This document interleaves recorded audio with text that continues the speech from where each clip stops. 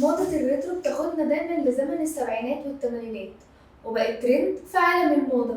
اللبس الريترو بيتميز دايما بالألوان الجريئة والنقوش المميزة زي الورود والمربعات، وبتتميز دايما بالألوان الجريئة وبيديكي إحساس بالتميز والرقي، وفي نفس الوقت بيكون مودرن ومختلف. وأبدعوا فيه مصممين عالميين زي ماركو وجوتشي، واستخدموا عناصر الريترو في تصاميمهم الحديثة زي الألوان الزاهية والقطع المزخرفة والباترونات الجريئة. وهو بيعتمد على دمج العناصر مع بعض، يعني ممكن تلبسي تيشيرت برسومات جرافيك قديمة على بنطلون جينز واسع، وده هيديك لوك كاجوال ومريح. ولو عندك بلوزة فيها نقوش ورود كبيرة ممكن تلبسي عليها بنطلون هاي ويست وسليبر كعب وسط. السكيرت المنقوشة شيك جدا، ممكن تلبسي عليها بلوزة بسيطة خالص وهيلز.